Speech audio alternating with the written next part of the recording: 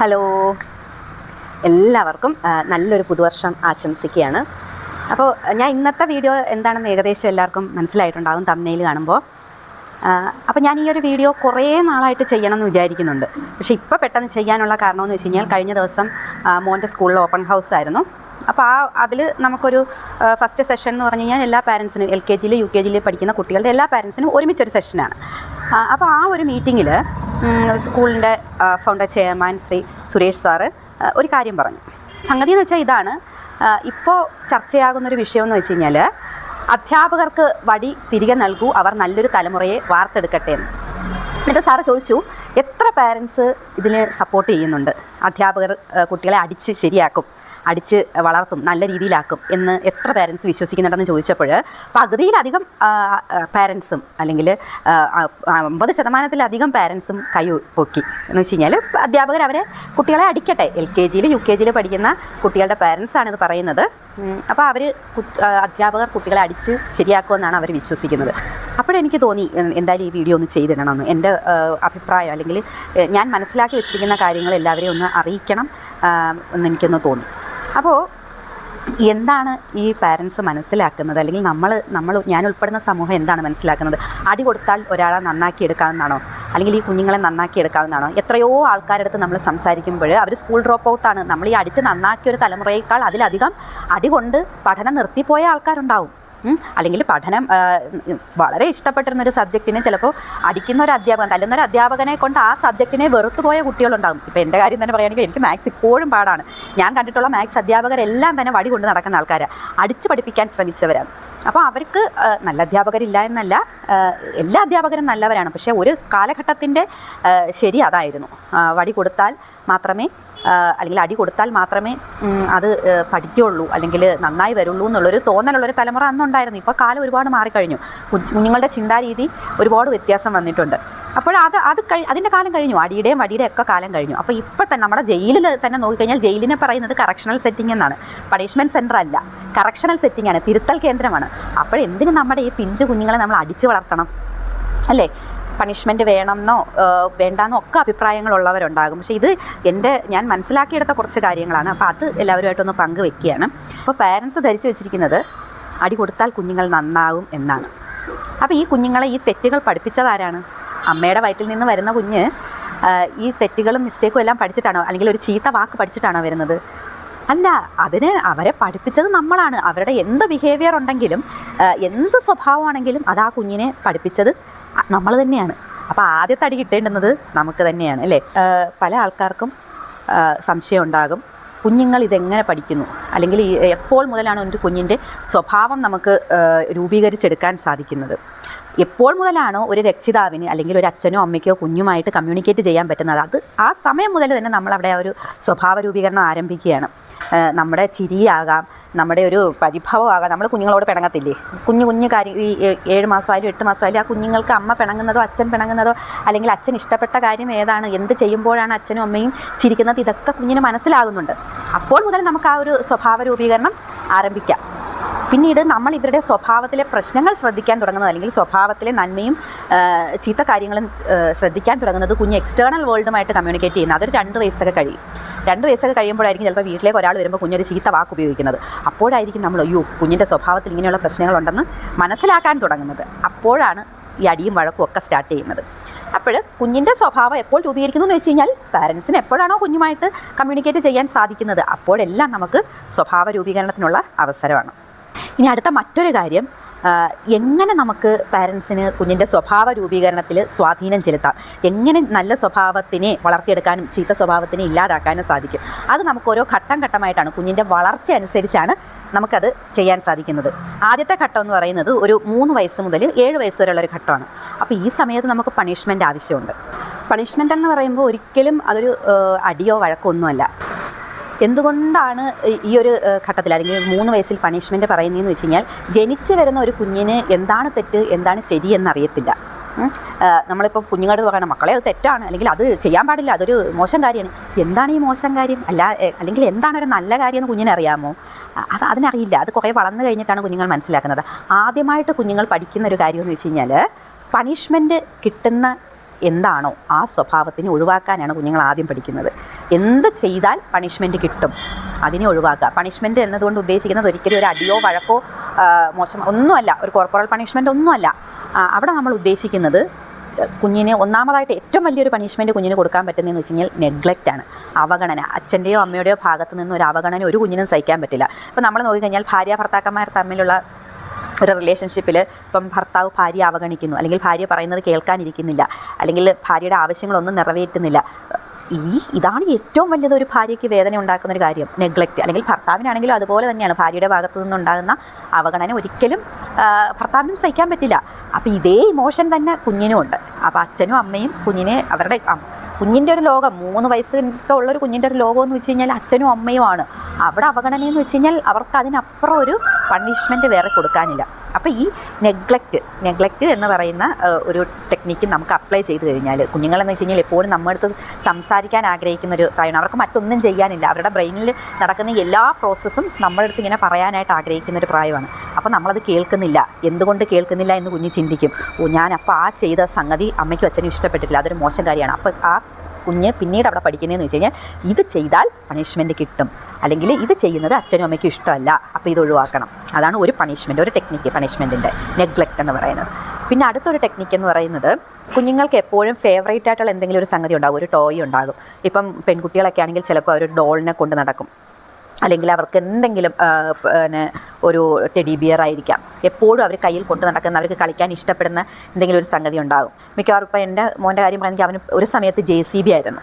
JCB ഇല്ലാതെ അവൻ നടക്കത്തില്ല, എങ്ങോട്ട് പോയാലും അവന് JCB കൈ പിടിച്ചിരിക്കും. ചെറിയ JCB, ഇത്തിരി വലിയ JCB, അങ്ങനെയായിരുന്നു. ഇപ്പോൾ ഈ കുറച്ചുകൂടെ വളർന്നപ്പോഴത്തേന് സൈക്കിളാണ്. അപ്പോൾ ഇങ്ങനെ ഓരോ കാലഘട്ടത്തിൽ ഈ കുഞ്ഞുങ്ങൾ ഏറ്റവും ഫേവറേറ്റ് ആയിട്ടുള്ളൊരു ടോയ് ഉണ്ടാകും.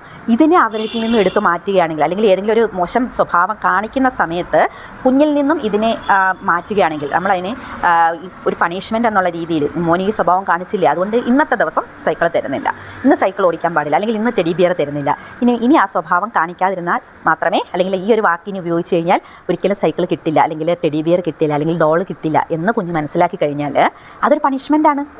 ഇങ്ങനെയാണ് ഒരു നല്ലത് ഏത് ചീത്ത ഏത് എന്ന് കുഞ്ഞിനെ പഠിപ്പിക്കുന്നത്. അല്ലാതെ റൈറ്റ് റോങ് എന്നൊരു കോൺസെപ്റ്റ് കുഞ്ഞുങ്ങളുടെ ബ്രെയിനിൽ ഡെവലപ്പ് ചെയ്യാൻ പറ്റില്ല. ഇതാണ് നമുക്ക് കൊടുക്കാൻ പറ്റുന്ന 2 പണിഷ്മെൻറ്റ് എന്ന് പറയുന്നത്. ഒന്ന് നെഗ്ലക്റ്റ് ചെയ്യുക, അല്ലെങ്കിൽ അവരുടെ ഫേവറേറ്റ് ആയിട്ടുള്ളൊരു ടോയ് എടുത്ത് ഹൈഡ് ചെയ്ത് വെക്കുക, അവരൊരു മോശ സ്വഭാവം കാണിക്കുമ്പോൾ അത് കൊടുക്കാതിരിക്കുക. ഇതാണ് 2 പണിഷ്മെൻറ്റ് കൊടുക്കാൻ പറ്റുന്നത്. അല്ലാതെ മറ്റ് പണിഷ്മെൻ്റ് ഒന്നും ഒരു ശരിയായിട്ടുള്ള നടപടിയല്ല. അപ്പോൾ ഈ ചില കാര്യങ്ങൾ ഇപ്പം ഞാൻ പല പാരൻസും പറയാറുണ്ട്, 13-14 വയസ്സുള്ള കുഞ്ഞിനെ ഒന്ന് വഴക്ക് പറഞ്ഞപ്പോഴത്തേന് അവൻ മരിച്ചു കളയുന്ന ഭീഷണിപ്പെടുത്തുന്നു, അല്ലെങ്കിൽ വീട്ടിൽ നിന്ന് നമ്മൾ പേപ്പറിലൊക്കെ കാണും, ചില കുഞ്ഞുങ്ങൾ അച്ഛനോടോ അമ്മയോടോ വേണമെങ്കിൽ വീട്ടിൽ നിന്ന് ഇറങ്ങി പോകുന്നു. അപ്പോൾ ഇതൊക്കെ എന്തുകൊണ്ട് സംഭവിക്കുന്നു? അപ്പോൾ ആ ഏജ് ഗ്രൂപ്പ് നമ്മൾ ശ്രദ്ധിക്കണം. പണിഷ്മെൻറ്റ് സ്റ്റാർട്ട് ചെയ്യേണ്ടുന്ന ഏജ് ഗ്രൂപ്പ് ഏതായിരുന്നു? 3 വയസ്സിലായിരുന്നു സ്റ്റാർട്ട് ചെയ്യേണ്ടുന്നത്. അത് ഏത് രീതിയിലാണ് നമ്മൾ പണിഷ്മെൻറ്റ് കൊടുക്കേണ്ടിയിരുന്നത്? പല പാരൻസും വിചാരിക്കുന്നത് വളർന്നു കഴിയുമ്പോൾ കുഞ്ഞുങ്ങൾ തന്നെ ഇതൊക്കെ സ്വഭാവങ്ങൾ പഠിച്ചുകൊള്ളും, കുഞ്ഞ് വളരുമ്പോൾ അതൊക്കെ അങ്ങ് ശരിയായിക്കൊള്ളും എന്ന് വിചാരിക്കും. ഇങ്ങനെ പോയതിന് ശേഷം ഇതിൻ്റെ എല്ലാ എഫക്റ്റ് വരുന്നത് നമ്മുടെ ഒരു അഡോളസെൻ്റ് ഏജ് ഗ്രൂപ്പിലാണ്. നമ്മൾ ഈ 5 വയസ്സിനകത്തോ 6 വയസ്സിനകത്തോ കുഞ്ഞിന് ചെയ്യുന്ന എല്ലാം, നമ്മൾ ഈ ചെടിക്ക് വെള്ളവും വളവും ഇട്ട് കൊടുക്കുന്നതൊക്കെയാണ് ഈ പ്രായത്തിൽ നമ്മൾ കൊടുക്കുന്ന സാധനങ്ങളെല്ലാം. ഇതിൻ്റെ എല്ലാ എഫക്റ്റ് വരുന്നത് ഒരു ക്രിട്ടിക്കൽ സ്റ്റേജിലാണ്. ക്രിട്ടിക്കൽ സ്റ്റേജ്, കുഞ്ഞ് ആദ്യത്തെ ക്രിട്ടിക്കൽ സ്റ്റേജ് എന്ന് പറയുന്നത് അഡോളസെൻ്റ് പീരീഡ് തന്നെയാണ്. അവർക്ക് ഏറ്റവും പ്രോബ്ലമാറ്റിക് ആയിട്ടൊരു പീരീഡ് അഡോളസെൻ്റ് പീരീഡിലാണ്. ഇപ്പോൾ ഈ ചെയ്ത നമ്മൾ ഈ ഒരു പണിഷ്മെൻറ്റ് കൊടുത്തില്ല, കുഞ്ഞിനെ തെറ്റും ശരിയും പഠിപ്പിച്ചില്ല എന്നുണ്ടെങ്കിൽ 13-ാമത്തെ 14-ാമത്തെ 15-ാമത്തെ വയസ്സിൽ കുഞ്ഞൊരു തെറ്റ് ചെയ്യുമ്പോൾ നമ്മൾ പണിഷ്മെൻറ്റ് കൊടുക്കുമ്പോഴത്തേന് കുഞ്ഞിന് ഇതെന്തിന് എന്നെ പണിഷ് ചെയ്തു, അല്ലെങ്കിൽ എന്തിന് എന്നോട് ഇങ്ങനെ കാണിച്ചു, എന്നെ ഇവർക്ക് വേണ്ടേ എന്ന് സ്വാഭാവികമായിട്ട് കുഞ്ഞിൻ്റെ മനസ്സിൽ തോന്നും. കാരണം വെച്ചാൽ അതൊരു തെറ്റാണെന്ന് കുഞ്ഞിന് ബോധ്യപ്പെടുന്നില്ല. അത് ചെയ്യേണ്ടുന്നൊരു പ്രായം ഉണ്ടായിരുന്നു, അന്ന് നമ്മളത് ചെയ്തിട്ടില്ല. പിന്നീട് അത് പണ്ടുള്ള ആൾക്കാർ പറയും, കതിരെ വളം വെച്ചിട്ട് കാര്യമില്ല, വേരിലാണ് വളം കൊടുക്കേണ്ടത്, അല്ലെങ്കിൽ ചെടിയുടെ ചെവിട്ടിലാണ് വളം കൊടുക്കേണ്ടിയിരുന്നത്. അപ്പോൾ അതാണ് ഈ ഒരു അഡോളസെൻ്റ് ഏജ് ഗ്രൂപ്പിലെ ഏറ്റവും വലിയ പ്രശ്നം ഉണ്ടാകുന്നത്. പണിഷ്മെൻറ്റ് അപ്പം നമ്മൾ കൊടുക്കാൻ തുടങ്ങി ആ സ്റ്റേജിൽ നമ്മൾ ചെയ്യേണ്ടുന്ന കാര്യങ്ങൾ മറ്റൊന്നാണ്. അപ്പം 3-ാം വയസ്സിലും 4-ാം വയസ്സിലും 5-ാം വയസ്സിലും ചെയ്യേണ്ട കാര്യങ്ങൾ അഡോളസെൻ്റ് കൗമാരപ്രായത്തിൽ നമ്മൾ കൊടുത്തിട്ട് ഒരു പ്രയോജനവും ഇല്ല. അത് നെഗറ്റീവ് ഇമ്പാക്റ്റ് ഉണ്ടാക്കിയേ ചെയ്യുള്ളൂ. പിന്നീട് ഇത് ഒരു സ്വഭാവ രൂപീകരണത്തിൻ്റെ ഒരു കാര്യം നമ്മൾ പറഞ്ഞു, പണിഷ്മെൻ്റ് എന്ന്. അടുത്ത 2ാമത്തെ കാര്യം എന്ന് പറഞ്ഞു കഴിഞ്ഞാൽ റിവാർഡാണ്. കുഞ്ഞൊരു നല്ല പ്രവൃത്തി ചെയ്യുമ്പോൾ കുഞ്ഞിനെ ഒന്ന് റിവാർഡ് കൊടുക്കുക. ഒരു റിവാർഡ് കൊടുക്കുക എന്ന് വെച്ച് കഴിഞ്ഞാൽ ഒരു ഗിഫ്റ്റ് വാങ്ങി കൊടുക്കുക എന്നുള്ളതൊന്നുമല്ല. കുഞ്ഞിൻ്റെ ഏറ്റവും വലിയ റിവാർഡ്, ഏറ്റവും വലിയ പണിഷ്മെൻറ്റ് നമ്മൾ പറഞ്ഞു പാരൻസിൻ്റെ ഭാഗത്തു നിന്നുള്ള നെഗ്ലക്റ്റാണ്. അതുപോലെ തന്നെ അവർക്ക് ഏറ്റവും വലിയ റിവാർഡ് എന്ന് പറഞ്ഞു കഴിഞ്ഞാൽ പാരൻസ് അവരെ അംഗീകരിക്കുക എന്നുള്ളതാണ്. നമ്മളൊരു ഹഗ് ചെയ്താൽ അവരെ നമ്മുടെ നെഞ്ചോടൊന്ന് ചേർത്ത് കെട്ടിപ്പിടിക്കുന്നത് അവർക്ക് ഏറ്റവും വലിയൊരു അംഗീകാരമാണ്. അവരൊരു നല്ല കാര്യം ചെയ്യുമ്പോഴത്തേനും എൻ്റെ പൊന്നു മോള് അല്ലെങ്കിൽ പൊന്നു മോൻ എന്ന് പറഞ്ഞ് നമ്മളൊന്ന് നെഞ്ചോട് ചേർത്ത് അവരെ വെച്ച് കഴിഞ്ഞാൽ ജീവിതത്തിൽ അവർ ആ ഒരു സംഭവം മറക്കില്ല. അല്ലെങ്കിൽ അത് വീണ്ടും ആ ഒരു സ്വഭാവം വീണ്ടും ചെയ്യാനായിട്ട് അവർ ആഗ്രഹിക്കും. അതിനൊരു അവസരത്തിന് വേണ്ടിയിട്ട് അവർ കാത്തിരിക്കും. അതിലിപ്പം കുഞ്ഞ് ഗ്രാൻഡ് പാരൻസിന് എന്തെങ്കിലും ഒരു കാര്യത്തിന് ഹെൽപ്പ് ചെയ്യുന്നു, അല്ലെങ്കിൽ നടക്കാൻ വയ്യാത്തൊരു അപ്പൂപ്പനെയോ അമ്മൂമ്മയോ അവർ കൈ പിടിച്ച് കയറ്റുന്നു, ചെയ്യും. കുഞ്ഞുങ്ങൾ ചെയ്തിരിക്കും. അത് 4 വയസ്സൊക്കെ ഉള്ള കുഞ്ഞുങ്ങൾ അത് ചെയ്യും. 2 വയസ്സുള്ള കുഞ്ഞുങ്ങൾ ചെയ്യുന്നില്ലേ? അത് നമ്മളിൽ നിന്നാണ് കുഞ്ഞ് പഠിക്കുന്നത്. അപ്പോൾ ഇത് ചെയ്യുമ്പോഴത്തേന് ഒരു മിടുക്കിയാണല്ലോ അല്ലെങ്കിൽ ഒരു മിടുക്കനാണല്ലോ, എന്ത് നല്ല കാര്യമാണ് മക്കളെ ചെയ്തതെന്ന് നമ്മൾ പറഞ്ഞു കഴിഞ്ഞാൽ അത് അവർക്കൊരു എന്താണ്, എത്ര നമ്മൾ ഗിഫ്റ്റ് വാങ്ങിച്ചു കൊടുത്താലും അതിനേക്കാൾ വലിയൊരു അംഗീകാരമാണ് പാരൻസ് അങ്ങനെയൊന്ന് പറയുക എന്ന് പറയുന്നത്. പിന്നെ നമ്മൾ അവരുടെ കൂടെ മാക്സിമം ടൈം സ്പെൻഡ് ചെയ്യുക, അല്ലെങ്കിൽ അവരോട് കളിക്കുക. എൻ്റെ മക്കളിങ്ങനെ ചെയ്തതല്ലേ, നമുക്ക് ഇത്തിരി നേരം ഒന്ന് കറങ്ങി അടിച്ചിട്ട് വരാം, അല്ലെങ്കിൽ നമുക്കൊന്ന് കളിക്കാം എന്നൊക്കെ പറയുന്നത് അവർക്കൊരു വലിയ അംഗീകാരമാണ്. പിന്നീട് റിപ്പീറ്റഡായിട്ട് നമ്മൾ അവർ ചെയ്ത ആ ഒരു സ്വഭാവത്തിനെ പറ്റിയിട്ട് വീട്ടിൽ സംസാരിക്കുകയാണെങ്കിൽ, അയ്യോ എന്നാലും എനിക്ക് ഇങ്ങനെ നമുക്ക് ഓരോ സിറ്റുവേഷൻ ക്രിയേറ്റ് ചെയ്ത് തന്നെ പറയാം കുഞ്ഞത് കേൾക്കാൻ വേണ്ടിയിട്ട്. അയ്യോ എന്നാലും കുഞ്ഞങ്ങനെ ചെയ്തല്ലോ, ഇത്രയും ചെറിയ കുഞ്ഞിനങ്ങനെ ചെയ്യാൻ തോന്നിയല്ലോ, ഇത്രയും നല്ല കുഞ്ഞായിരുന്നു എൻ്റെ എന്നൊക്കെ കുഞ്ഞുങ്ങൾ കേൾക്കാൻ വേണ്ടിയിട്ട് മനഃപൂർവ്വമായിട്ട് നമുക്ക് തന്നെ സിറ്റുവേഷൻ ക്രിയേറ്റ് ചെയ്തത് പറയാം. അതൊക്കെ അവർക്കൊരു അഭിമാനമാണ്. വീണ്ടും ഇങ്ങനെയുള്ള കാര്യങ്ങൾ ചെയ്യാനായിട്ട് അവരിലൊരു ടെംപ്റ്റേഷൻ ഉണ്ടാക്കും. അവിടെ അവർ ശരി പഠിക്കുകയാണ്. അല്ലാതെ നമ്മളിനി എത്ര ശരിയും തെറ്റും ക്ലാസിഫൈ ചെയ്ത് ടേബിളാക്കി കുഞ്ഞിന് കൊടുത്താൽ കുഞ്ഞ് പഠിക്കുമോ? തെറ്റിത് ശരി ഇത് എന്ന് പറഞ്ഞു കൊടുത്താൽ കുഞ്ഞ് പഠിക്കുമോ? ഇല്ല. നമ്മളാണ് അവരെ ശരിയും തെറ്റും പഠിപ്പിക്കാനുള്ള ആളുകളെന്ന് പറയുന്നത്.